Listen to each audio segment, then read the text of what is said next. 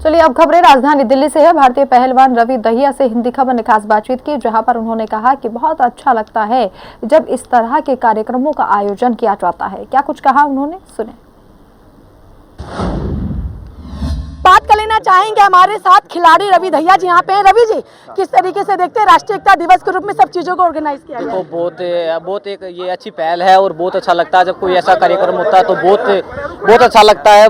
मैं सबको शुभकामनाएं देता हूँ और बहुत बहुत धन्यवाद आपका, थैंक यू। एक सवाल और है कि पहले प्रधानमंत्री सरदार वल्लभ भाई पटेल के रूप में इस तरीके से ऑर्गेनाइज किया गया, खिलाड़ियों के लिए क्या कहना चाहेंगे? देखो बिल्कुल वही तो पहले वही बोला कि बहुत अच्छी पहल है, ये सरकार काफी अच्छा कर रही है इस चीज पे, तो बहुत बहुत धन्यवाद और सबको बहुत सारी शुभकामनाएं। खिलाड़ी हैं, क्या क्या संदेश देना चाहेंगे खिलाड़ियों को, क्योंकि लगातार मोटिवेट होकर इस तरीके के कार्यक्रमों का आयोजन होता है? देखो बहुत अच्छा लगता है जब कोई खेल के प्रति कोई एक ऐसा कदम होता है, तो मैं सबको शुभकामनाएं देता हूँ और सबको यही कहता हूँ कि आप बहुत अच्छा करो खेल में भी, और आप जिस फील्ड में हो काफी अच्छा करो और देश के लिए बहुत मतलब जितना बेस्ट से बेस्ट हो वो करने की कोशिश। अंतिम सवाल, दिल्ली सरकार ने इसको ऑर्गेनाइज किया है, दिल्ली सरकार के लिए क्या कहना चाहेंगे जो वो खिलाड़ियों के लिए? देखो बहुत सरकार को मैं बहुत शुभकामनाएं दूंगा और मैं बहुत खुद अपने आप को इतना भाग्यशाली मानता हूँ कि मैं दिल्ली सरकार का एक एम्प्लॉय भी हूँ और एक खिलाड़ी भी, तो मैं दिल्ली सरकार को बहुत सारे अपनी तरफ से बहुत धन्यवाद करता हूँ। बहुत बहुत शुक्रिया। हमने बात की खिलाड़ी रवि दहिया से, तो जिस तरीके से इन्होंने कहा कि मैं सभी को शुभकामनाएं देता हूं और मैं बहुत अपने आप को भाग्यशाली समझता हूं जो मैं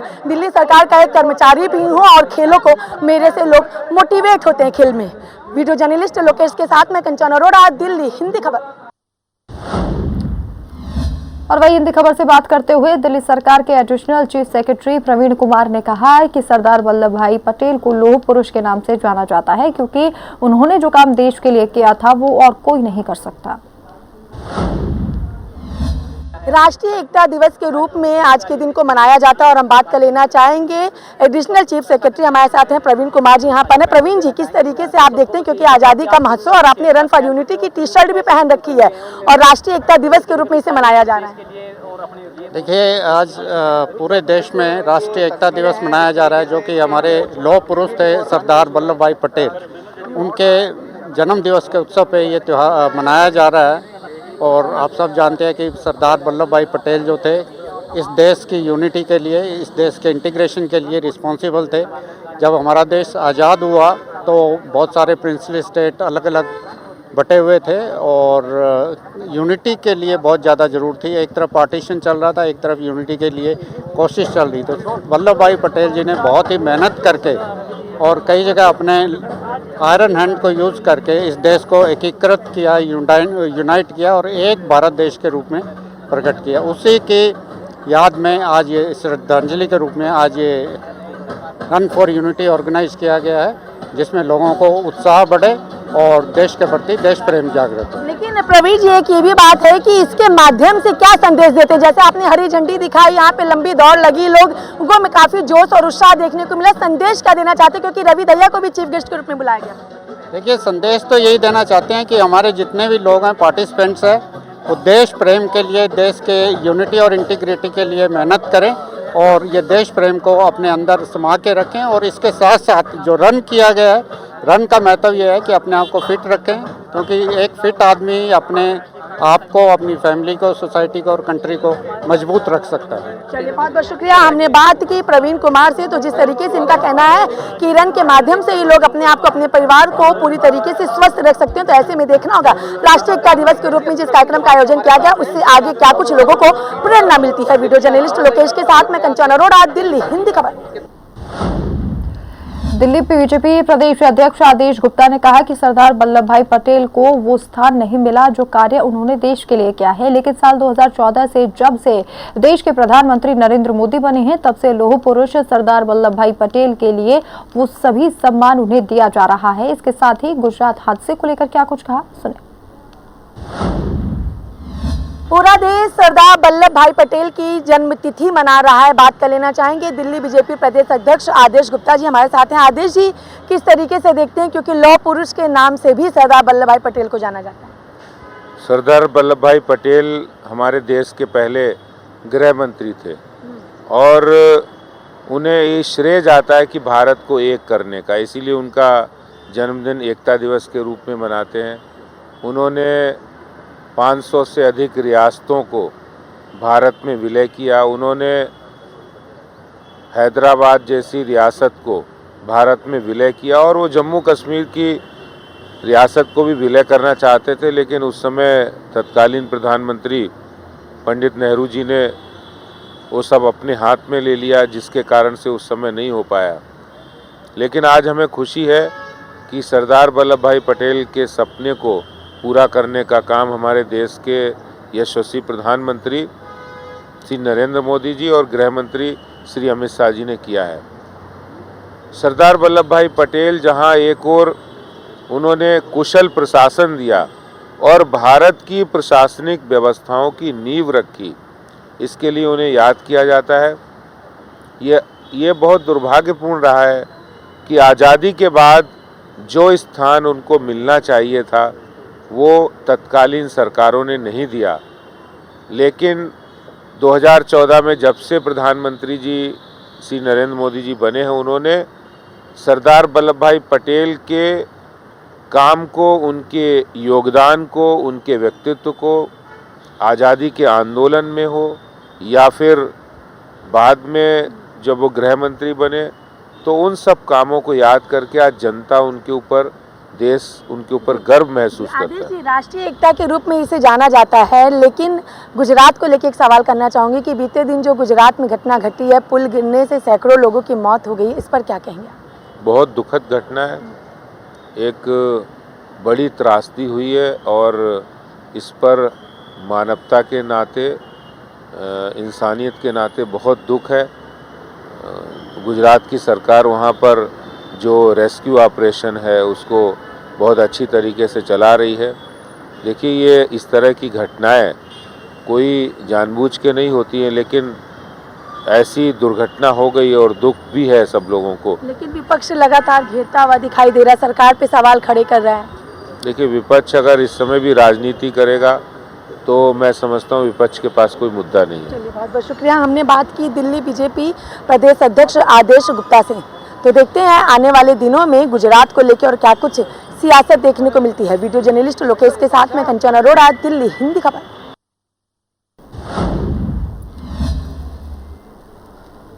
और वहीं गुजरात के मोरबी ब्रिज हादसे को लेकर आम आदमी पार्टी के विधायक दुर्गेश पाठक ने जमकर हमला बोला और कहा कि गुजरात की घटना संवेदनशील, घटना के पीछे भ्रष्टाचार है। गुजरात में जहां एक तरफ विधानसभा चुनाव बिल्कुल नजदीक आ चुके हैं, वहीं दूसरी तरफ गुजरात में पुल की घटना ने हर किसी को झकझोर दिया है। बात कर लेना चाहेंगे आम आदमी पार्टी से सीनियर लीडर दुर्गेश पाठक हमारे साथ हैं।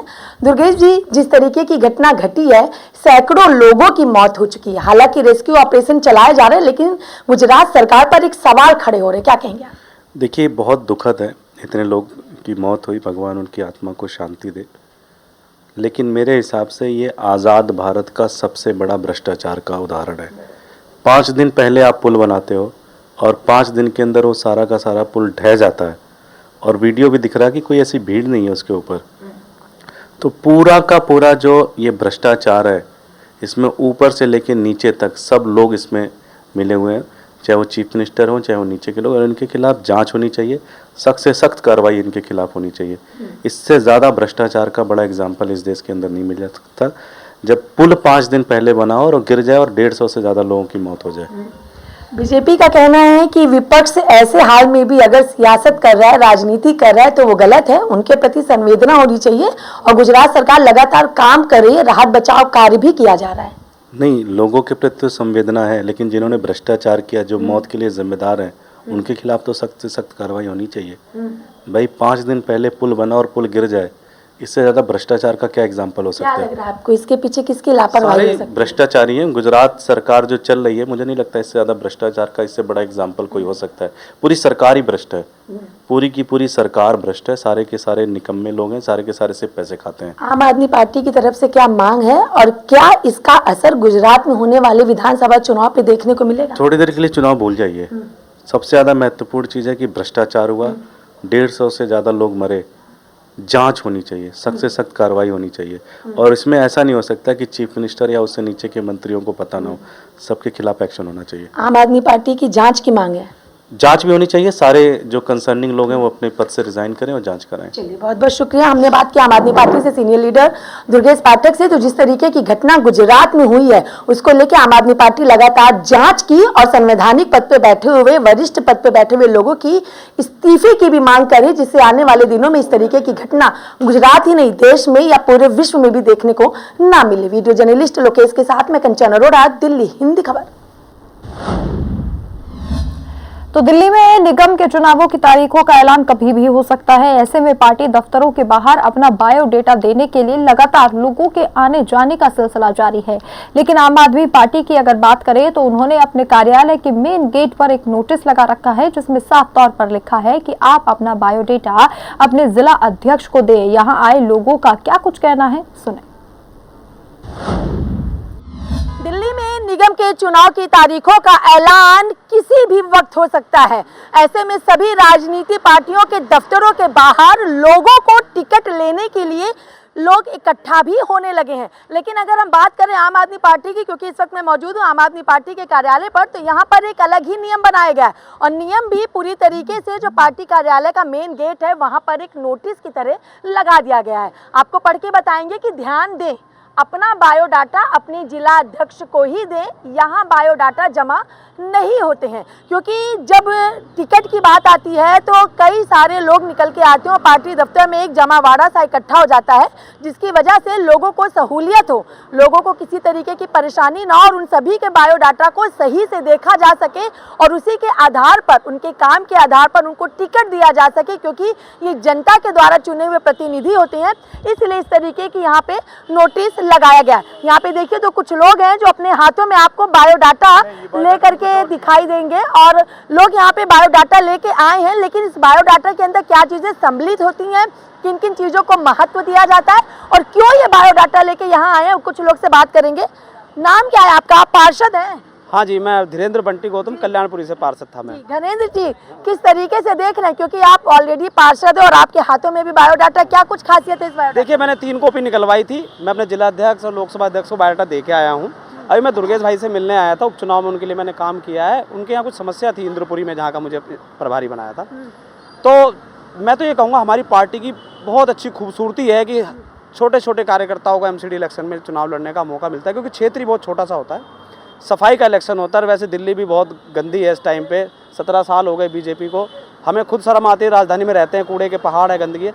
बहरहाल अभी जो इलेक्शन है कभी भी डिक्लेयर हो सकता है। हर जगह से 8-10 लोग टिकट मांगते ही मांगते हैं। हमारी पार्टी से हो सकता है ज़्यादा मांग ले, तो इसीलिए हमारी पार्टी सर्वे कराती है। सर्वे के आधार पर कैंडिडेट डिसाइड होता है कि किसकी समाज के अंदर पकड़ है, उस क्षेत्र के अंदर पकड़ है। लोग हैं यहाँ पे, देखिए परमजीत जी हैं यहाँ पे। आप पहली बार बायोडाटा देने आई कि इसके पहले भी? नहीं, इससे पहले हमने 2017 में दिया था, लेकिन उस समय पे हमारे बीच में से एक महिला को टिकट मिली थी और बहुत अच्छे। आपकी इस बायोडाटा में क्या कुछ खासियत है? मेरे बायोडाटा में खासियत ये है कि जी हम 2012 से पार्टी के लिए काम कर रहे हैं और लोगों के बीच में काम कर रहे हैं। वैसा तो नहीं बनाया क्योंकि पार्षद साहब ने तो काम करे हैं अभी हमने अभी कोई स्कूल नहीं बनाया, लेकिन इसमें बेसिक जानकारी और पार्टी में कौन से यहाँ पे मेंशन है कि अपने यहाँ के जिला अध्यक्ष को दें, फिर आप लोग पार्टी कार्यालय? हमने पार्टी कार्यालय, हम बायोडाटा देने नहीं आए हैं। जिला अध्यक्ष को जो हमारे प्रोसीजर है पार्टी का बायोडाटा लेने का, उसी के थ्रू दिया है। ये एक एक्स्ट्रा कॉपी है और हम संगठन से जुड़े हुए लोग हैं, हमें जो काम पड़ता है अपने नेताओं तक वो उस बात के लिए। उम्मीद है टिकट की? बिल्कुल है जी। आपका नाम क्या है? मेरा नाम योगेश डेडा है जी, 193 वार्ड खोंडली विधानसभा के अंदर। कैसे देखते हैं आप जो यहाँ पे बाहर नोट बोर्ड चिपकाया गया है कि ये बायोडाटा वहाँ पे दो, और पार्टी पे कितना भरोसा और किस आधार, किस सर्वे पर टिकट मिलेगा? सबसे बेहतरीन तरीका और यही तरीका होना चाहिए। जब तक एक कार्यकर्ता को ये ना लगे कि वो जिस पार्टी से जुड़ा है और उसकी बात ऊपर तक ना पहुँची, तो उसका मन भी नहीं भरेगा। जो लोग 10 साल से काम कर रहे हैं पार्टी का, एक बीड़ा उठाए हुए हैं, दिल्ली को अच्छी बनाने का बीड़ा उठाए हुए हैं। जो भाजपा ने जो किया है उसके खिलाफ लगातार हम आप लोग की धरातल पर क्या पकड़ है? ग्राउंड पे काम करना, जो दिल्ली सरकार के जो। अच्छा, एक सवाल, पार्षद बन के करना क्या चाहते हैं? अगर टिकट मिल जाता है, आप विजयी हो जाते हैं, चुन लिए जाते हैं, तो मेन काम क्या होगा पार्षद?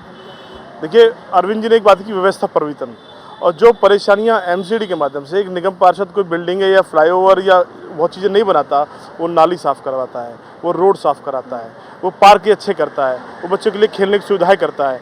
तो जिन परेशानियों से आम लोग, जो गरीब लोग जूझ रहे हैं, जिसकी वजह से दिल्ली बदनाम हो रही है, गंदगी की वजह से बदनाम हो रही है, हम वही झाड़ू मारने वाले काम करेंगे। सिर्फ यही हमारा काम है। देखिए, लोग हैं यहाँ पे, हालांकि पार्षद रह चुके हैं, लेकिन उसके बावजूद भी अपना बायोडाटा लेके आए हैं।